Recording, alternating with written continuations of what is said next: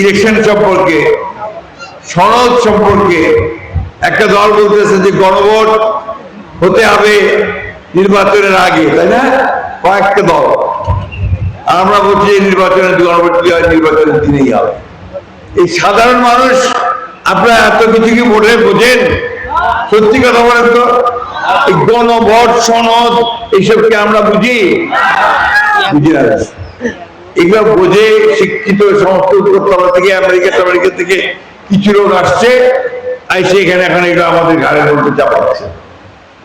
আমরা মানিয়ে নিচ্ছি বিএনপি যে যতগুলো পরিবর্তন করতে চায়, সংস্কার করতে চায়, সেটা আমরা রাজি আছি।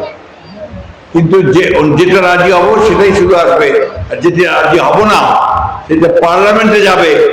পার্লামেন্টে গিয়ে আপনারা তর্ক বিতর্ক হবে, ভোটাভুটি হবে, সেখানে পাস হবে। যে আজকে যত সংকট দেখতেছেন এগুলো তৈরি করা, এগুলো নাটক।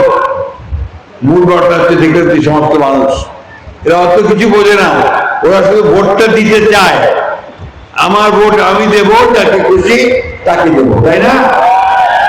সেই দিয়ে আমি আমার এমপি নির্বাচন করবো, এমপিকে দিয়ে আমি আমার এলাকার রাস্তাঘাট, ব্রিজ, কালভার্ট, স্কুল এগুলোর উন্নয়ন করবো, তাই না?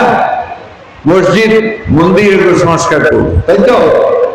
ওই অবস্থা আমি ফিরে যাচ্ছি। আমরা খুব পরিষ্কার করে বলছি যে আমরা এই কাজগুলো করতে চাই।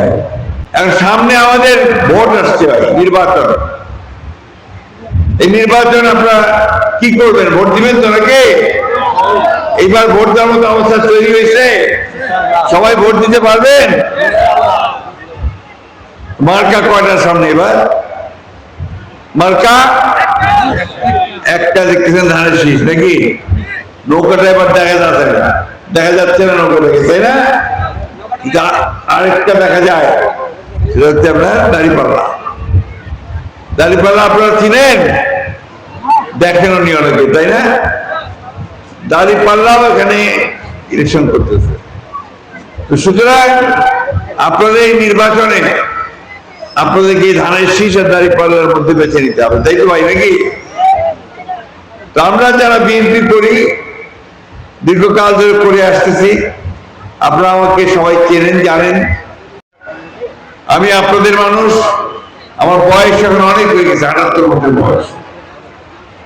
কতদিন বাঁচবো আমি জানি না, আর আল্লাহর হাতে।